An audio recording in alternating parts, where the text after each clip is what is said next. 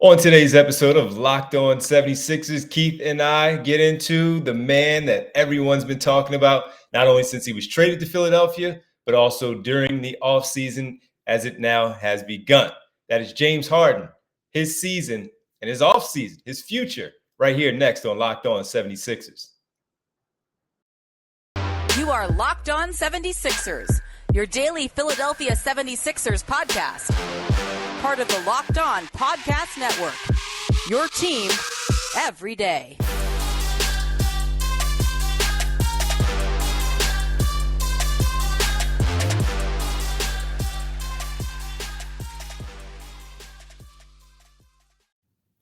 Today's episode is brought to you by BetOnline. BetOnline has you covered this season with more props, odds, and lines than ever before.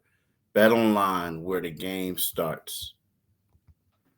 What's up, D? What's going on, Keith? What's happening, man? How was the weekend? It was good. It was good. A little barbecue, a little relaxing and chilling. No barbecue. I wasn't invited, but it's okay. It's all right. You know what it was though? My twin sister was like, "Yo, I'm coming over." Okay. And she was like, "I'm bringing some grub. I'm bringing some stuff." So like, she literally came over, dude, with like hamburgers, hot dogs, rolls, macaroni salad, ribs, and she was on my grill. Me and her, she's on the grill. The kids was playing. We just sitting in the back, just chilling. But I appreciate it. I appreciate it. I'm glad you had that time with the family. Got to spend some time. But when we get later into the summer, July, we have 4th of July, all that. Yo. Oh, I definitely have you over. I definitely have you over. I'll be there. Folks, welcome. You are Locked On 76ers. If you can't tell, I'm Devon Givens from 97.5 The Fanatic Radio in Philadelphia, alongside my co-host partner Keith Pompey, the Sixers beat writer. And we need to talk about James Harden. That was a big problem with James Harden, where some people thought he might have had too much barbecue off the grill for his time in Houston, Brooklyn, and the beginning of his 76ers career. But listen, folks, all right, again, thank you for making Locked On 76ers your first listen every day. And remember, Locked On 76ers is free and available on all platforms, including YouTube at Locked On 76ers. So, Keith, for the season, James Harden finishing up the regular season campaign with 21 games, 37.7 minutes, 21 points. He shot 40% from the floor, which is pretty low. 32% from beyond, which is not even close to league average. Last season with the net, before he was traded to the Sixers with the Nets, he was 33% from three. He kept the rebounds going, 7 rebounds a game, 10.5 assists. So he kept that going. Same amount of steals, 1.2.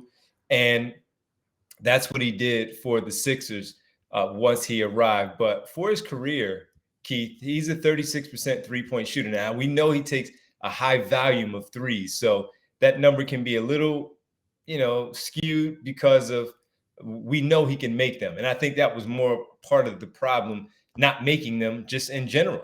So with that, Keith, I do expect that to change next season. But before that, your thoughts in general on James Harden's 21 games with the Sixers and obviously what he did in the postseason. Wow. I think it was a little bit of a disappointment, Sure. Yeah. If we're going to be honest with it. I mean, and hate to repeat stuff that people said over and over again.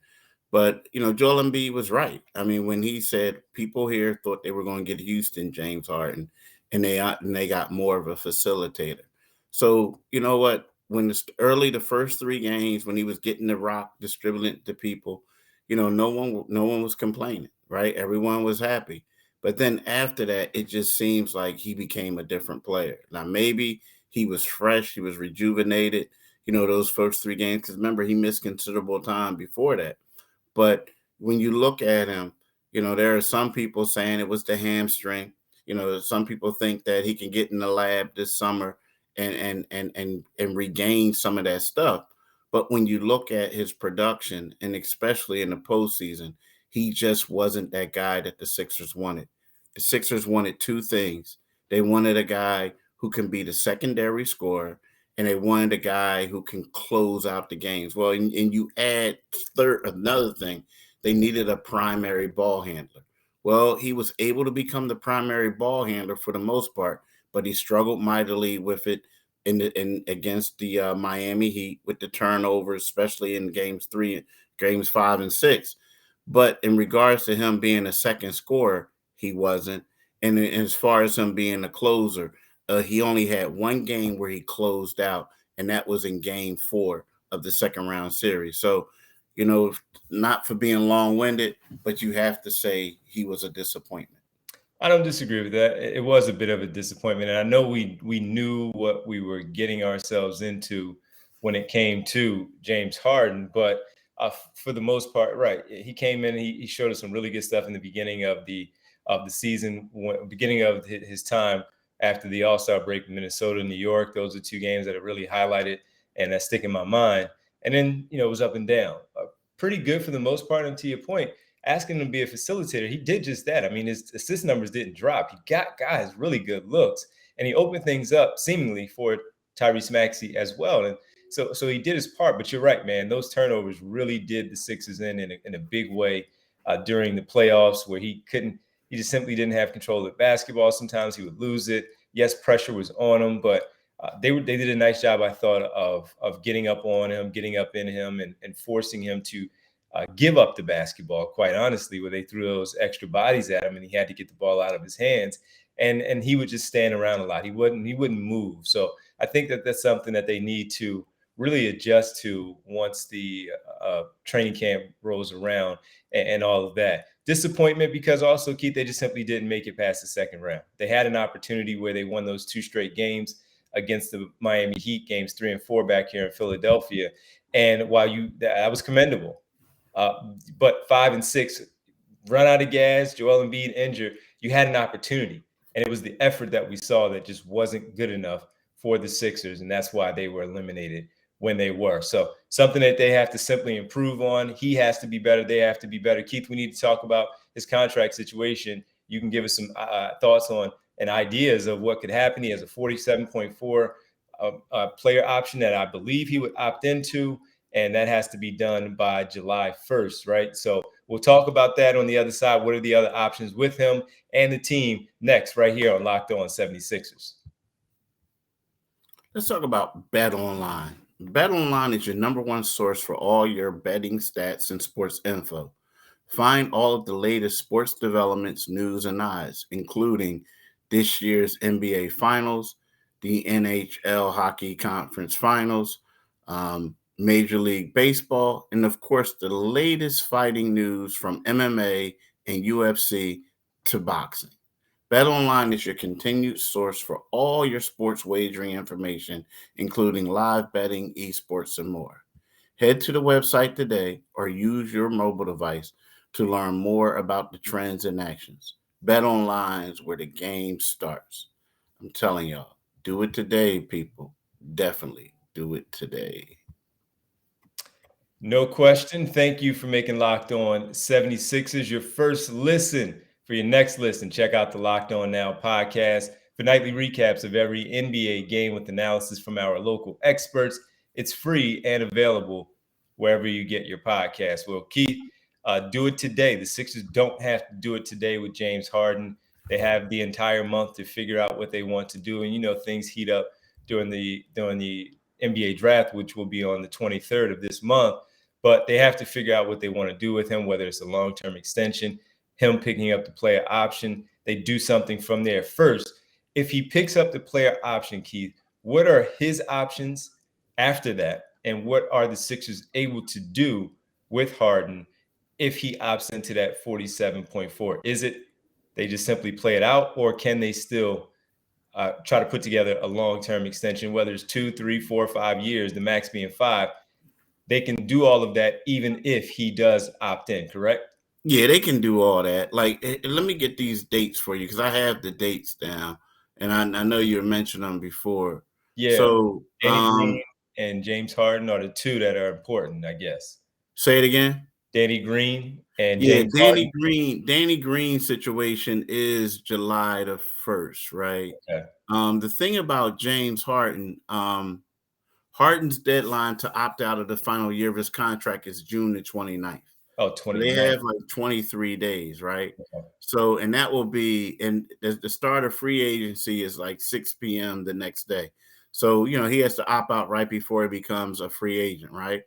Now, if he opts into his deal, he is eligible to sign a 4-year extension on August the 10th, right? Now, that contract could influence some of the Sixers' other offseason moves. So they have until August the 10th to do that. Now, if I'm the 76ers, now if I could work out something, for less money, maybe, I give them 4 years, but maybe 20 per or whatever, 25, maybe we can talk about something like that. But for the most part, I think that they may even be better just waiting and seeing what he does. Because even though, he doesn't, I mean, you think about it, Tobias Harris. Tobias Harris, when he was in Golden State, now it was a different situation. But when LA. he was in LA, good one. And I'm thinking about got Golden State on my mind. But when he was with the Clippers, um, there was an opportunity, there was a chance that he could have accepted an extension. They extended him. Well, he turned it down. And then what happened is they ended up trading him and he got 180 from the Sixers. So the Sixers could probably hold off with the Harden thing and see how he does. He could probably test free agency afterwards, right? Or he can just basically re-sign with them in free agency. Test free agency. Go and look for another team, or he could resign with them because, right about now, I hate to say it, there's a lot of unknowns with James Harden. The Yeah. one thing is he needs to get that 47 because you don't know after that. But there's a lot of unknowns. Like, There's no way he doesn't opt into the 47, in my opinion. nah, he's gonna opt into that. Unless only how I say he don't, if he doesn't, is if they say, hey, this is what we're going to do for you. And if he concedes, but let's face it, most athletes, they're typically the last one that knows that some of their skills are diminished. So, he wants to get that money. And if the Sixers, that's because they're not going to pay him on August the 10th. That doesn't mean he's not going to get paid from them. You know what I mean? That doesn't mean that. So it probably might be in both sides' best interest to say, you know what, we're just going to see how this works out, and then I'll go and I'll opt in, or I'll get this, I'll get this extension later. But Yeah. again, I think it's all predicated off of how he plays next season. And If that I'm makes sense. also sure that based on what he did in the postseason, and yeah, the hamstring stuff will come up, but with the exit interviews with Doc Rivers and James Harden, then you also have the fact that Daryl Morey and Tad Brown here, they stuck their neck out and bringing them here, and while there may have been a handshake agreement, maybe that agreement just adjusts a little bit. The handshake is still there; they'll be true to their word, but there needs to be an adjustment on that contract. He does not, in my opinion, based on his performance with the 76ers, deserve the money that would have potentially been there for him now as a 4 or 5 year extension and the upwards of the $200 million market there for him.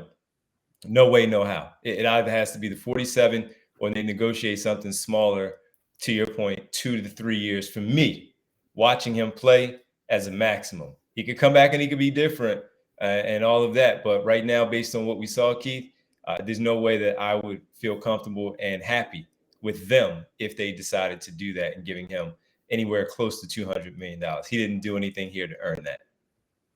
I agree, but at the same time, if I'm him, forget all that negotiating until after I opt in. Like, I'm getting my 47. You know what I mean? Absolutely. Y'all can And say I'm whatever fine with you that. want. And Because then, y'all can say what you want because, yeah.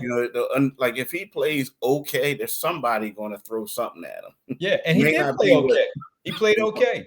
He played okay, and he didn't play. He didn't play to the level of what we expected from him. Not Houston James Harden, just the James Harden to come in and help this team get over the hump where they were last season. Not necessarily win the championship.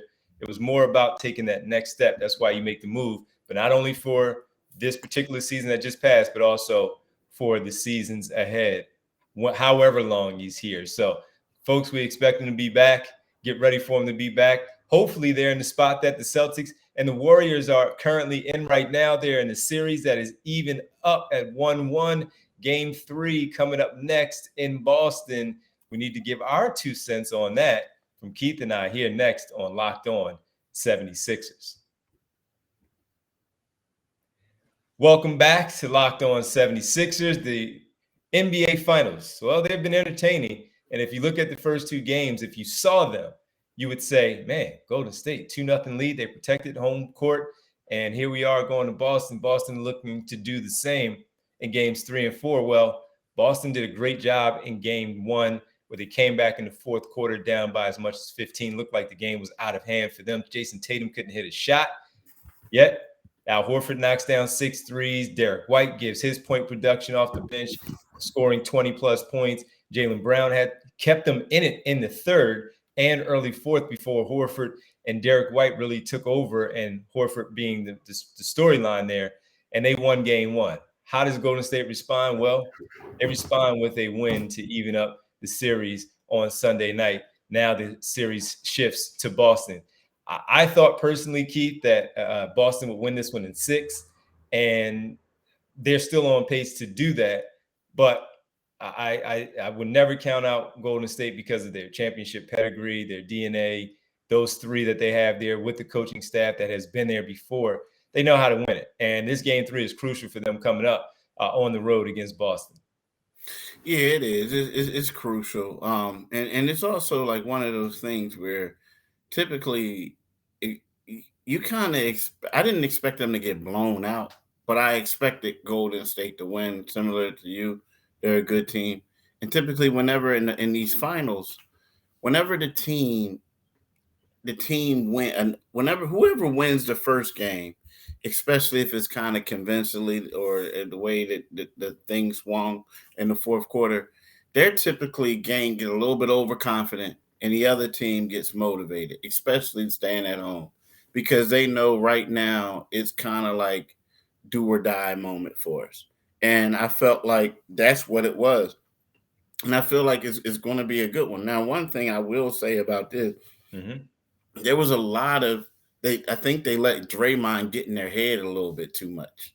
And I know he's going to do that, but you see like the little complaining, this and that, instead of just like muscling through it or getting physical, doing some other things. I just felt like it turned more into the Draymond show, which turned into the Boston Celtics getting frustrated. And I did feel like they were a little bit too comfortable, too confident, like thinking that, this is going to be easy, knowing it's the NBA Finals, but they were a bunch of young guys, a lot of them playing in their first finals appearance, right? Most of them. And so it's one, if not all. So it's one of those things where I just felt like they got caught up being in San Francisco for 2 days, not saying that there's a nightlife, but you're on the road after you won and you think everything is lovely. And they got smacked in the mouth. But I still expect them to win. I just need to see some more, toughness and, Boston. More the role. Yeah, Boston. And more that like role players got to step up. You know what I mean? Was the thing. As soon as you went with the Draymond Green getting in their heads, if you think about the series that Grant Williams had in the previous one for them against the Miami Heat, he had a big game in the Milwaukee series. He also was in Milwaukee. Yeah, Milwaukee. And then he had the big game. He had he played well against the Miami Heat. And as soon as you said that, it takes me back to that one sequence that he and Draymond Green had first, where they were just chirping at each other.